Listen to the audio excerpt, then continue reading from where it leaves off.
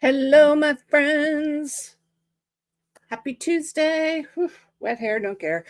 Um, Back for another Tough Love Tuesday, gang. This one has been on my mind for a couple of weeks, mostly because of what we're seeing right now in the indie author space of content warnings. We've got a lot of people saying, no, you absolutely have to put content warnings in the description of your book on Amazon, on your Amazon page, on every page. And first of all, as someone who has been there, please don't use the words content warning on your in your description of your book, because it will get you dungeoned. Author's note if you are the type of person who feels the need to put in content warnings for triggers.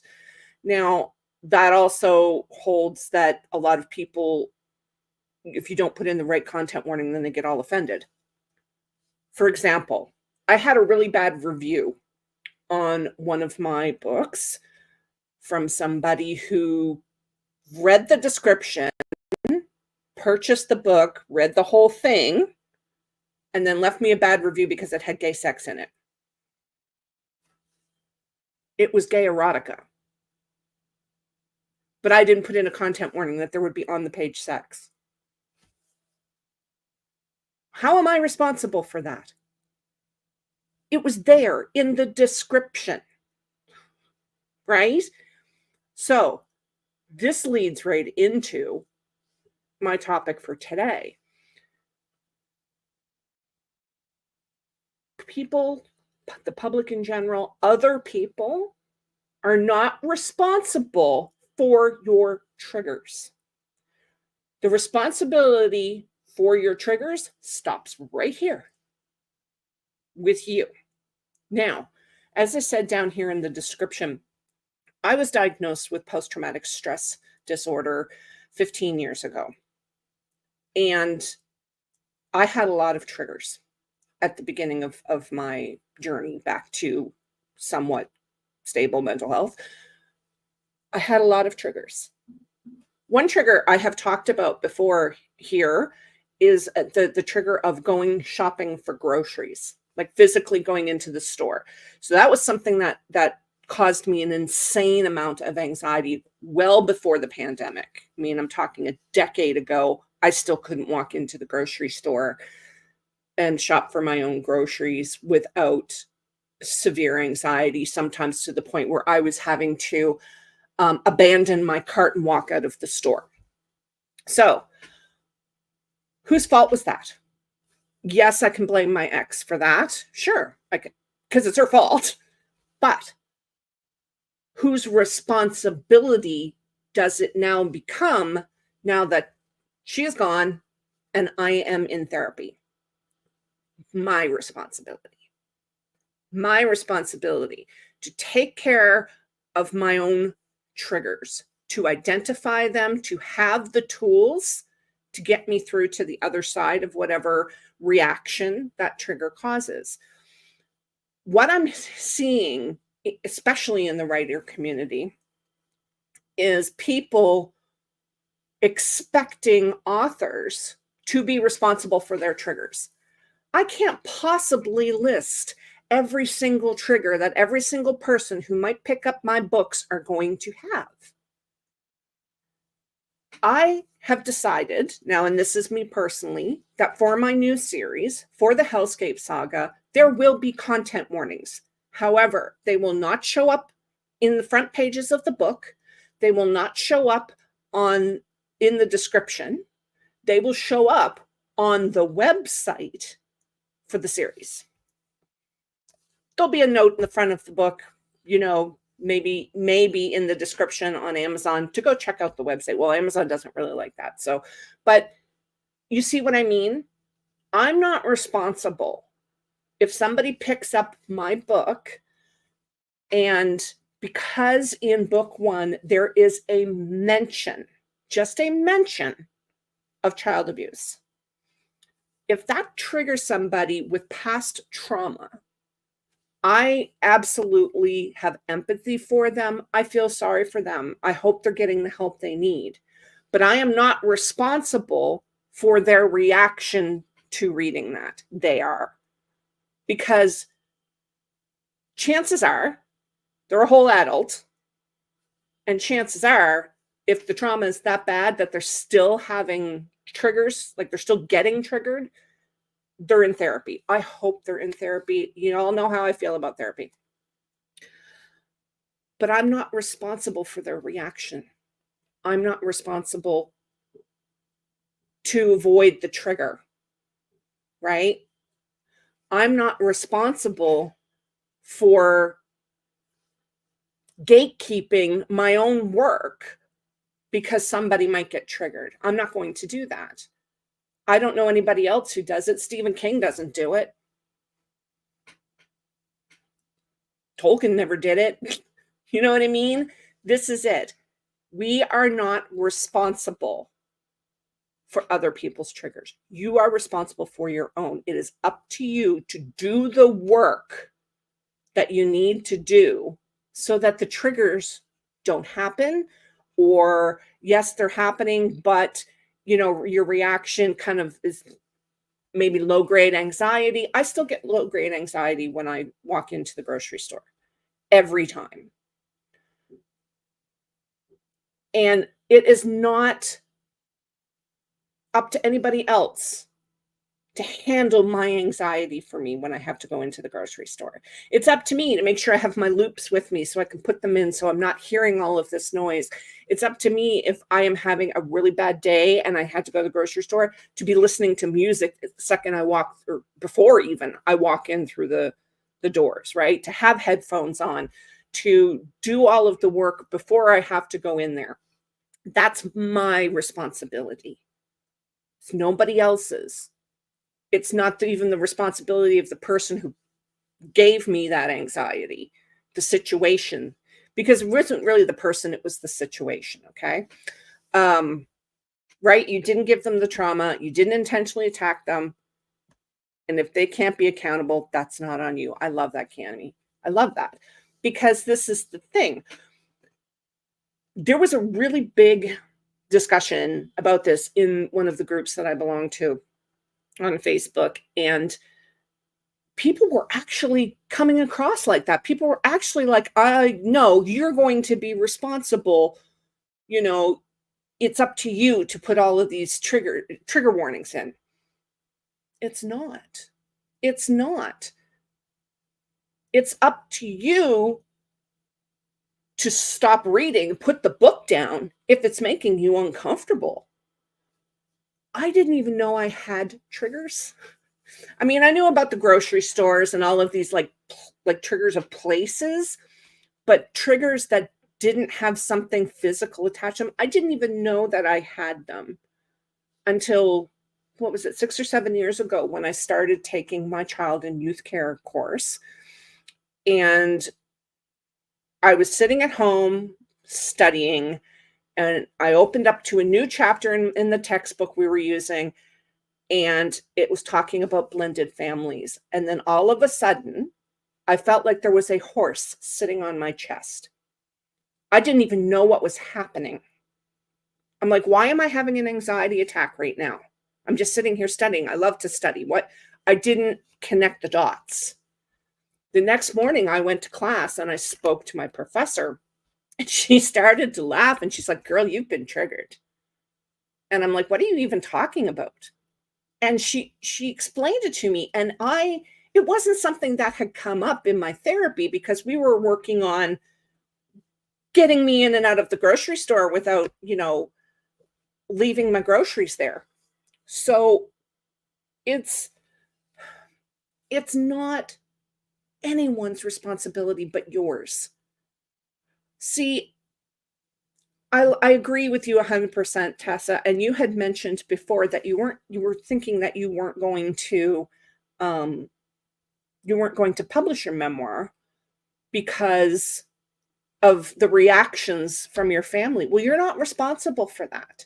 If writing and publishing this memoir is part of your healing, go for it. Go for it. You're not responsible for their reactions. They can go pound sand. It's their trigger. It's not yours. Because I would say that that's where most of your trauma has come from the sounds of things, right? So, well, and this is, I agree with this. I do agree with this. Some people are, some people have that much trauma that certain words will trigger them to the point of like them not being able to function.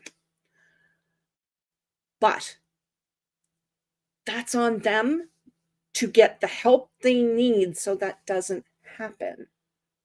Because my God, like, could you imagine? Like, it's sad to think about somebody who is that sensitive. And this, I'm not saying this in a bad way. I'm just stating facts.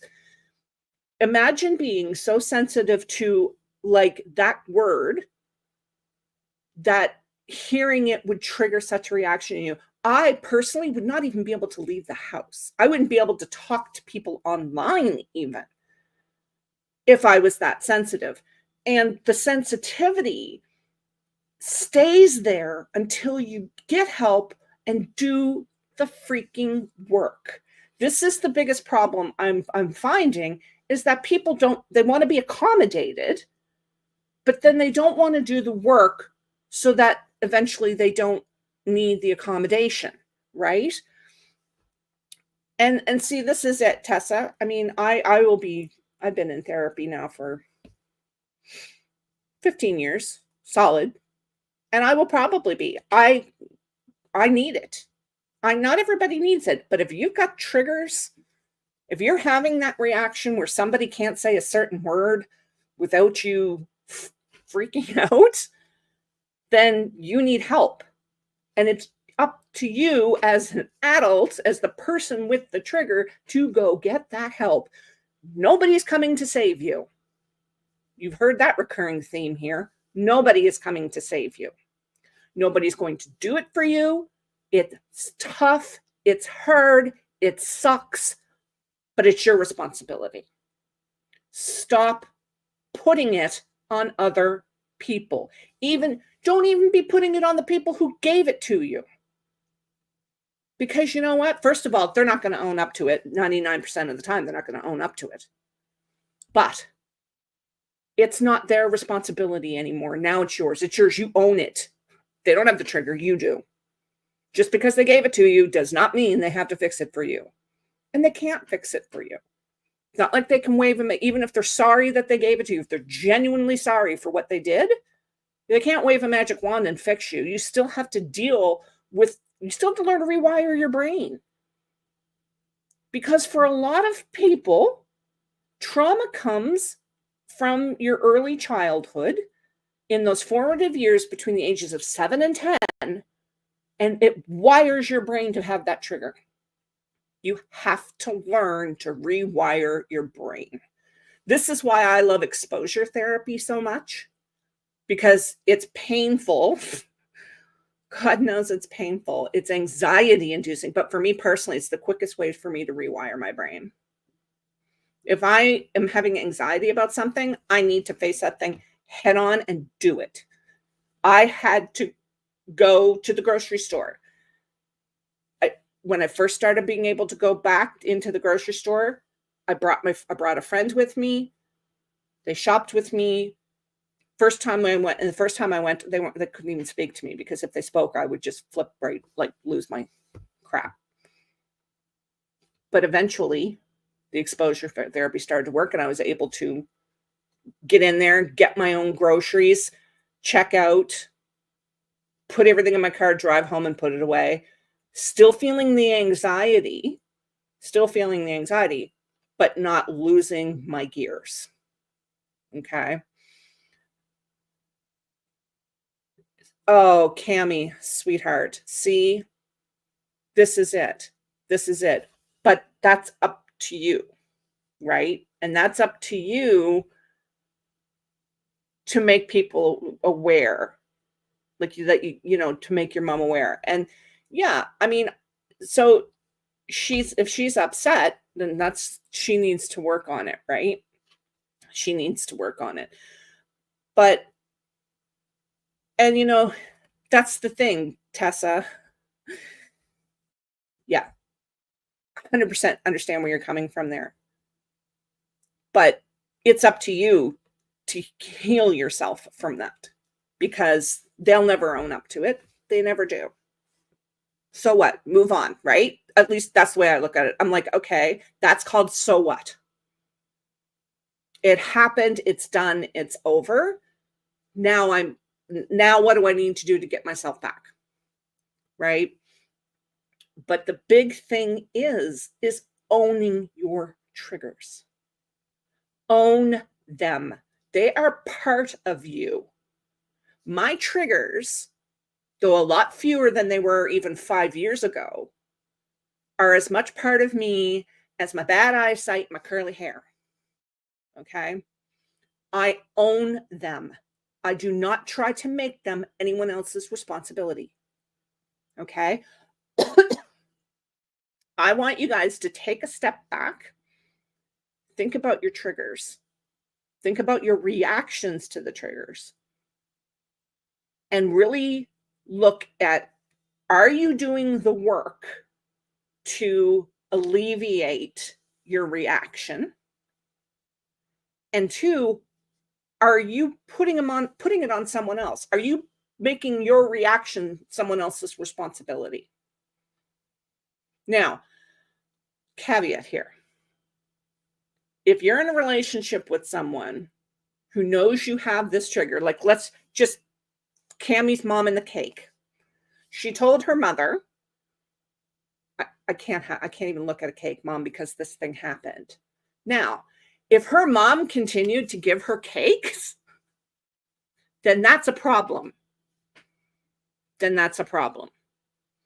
then maybe your healing means you have to reduce or go no contact with that person. If you have somebody in your life who is either purposely setting off your triggers or just doesn't care that they're setting off your triggers, somebody who's supposed to love and support you, then that person needs to go. That person needs to go. Sucks. It's tough. But you know what? You're responsible for your own healing. Okay? You're responsible for your own healing. And sometimes healing is messy. Healing hurts worse than the thing that caused you to need to be healed. Sometimes it's worse. But it's up to you to do the work. Okay? I want you guys to really take a look at this. Take a look at, Tessa, okay, I got to stop right here. Forgiveness is the problem. You don't have to forgive anybody. I'm going to say this right now. I came up against so many other people in the healthcare profession who are always like, oh, you have to learn to forgive. For your own sake, you have to forgive them. What? That is the biggest piece of crap I have ever heard in the mental health industry. You don't have to forgive anybody. It is not essential to your healing. I am living proof of that, because I will go to hell in a handbasket before I forgive the person who has put me into a PTSD diagnosis. I don't care if they come back crawling through broken glass begging my forgiveness. They will not get it, because they knew exactly what they were doing to me. They will not get it, and I don't need to give it. I hate that. I hate that. I have gotten into arguments with full-on PhD therapists about this forgive and forget, or you forgive them, but you don't forget. No, you don't have to forgive them either. You do not. You only do what you need to do to heal. And that, if that doesn't include forgiving them, all the power to you. Do it. Do not forgive them. If you want to forgive them, if you feel like that, but that forgiveness of somebody who has hurt you this badly, loops right back around to the people pleasing. It's victim blaming, in my opinion. Victim blaming. It's also letting them off the hook for what they did, and I'm sorry. I'm sorry, but some people don't deserve to be let off the hook. You know, Tessa, I understand that. I would venture to say that your therapist is probably older, maybe my age or older. Get yourself a therapist that's in their 20s or even in their 30s, and you'll start seeing a lot less of that. A lot less. That is an old, outdated victim blaming, because it's always the women who have to forget and forgive. It's always on the women. It's never on the men. Right? There you go, Kay. Love it. I love it. Is Ziggy there? He just puked his guts out. So I'm going to go clean that up. But Tessa, you don't have to forgive him. You don't have to forgive him. Who's saying you have to do that? Your therapist? Your therapist is there to help you. They're there to help you navigate your healing in a way that's comfortable for you. If you are not comfortable forgiving them and they are on your case saying you have to, you need a new therapist. That's just my opinion. But your therapist is there for you, not for the people who hurt you. And this is why, Tess. This is why. I can guarantee it. This is why. I've never had that argument with a therapist younger than me. Never. But the ones that are my age and older, like my generation of therapists, pretty much all of them I've had that argument with. This is why I go to younger therapists. I take students. I go to student therapists, people who are doing their practicum, because then I don't have to put up with all that outdated crap, you know. But this is okay.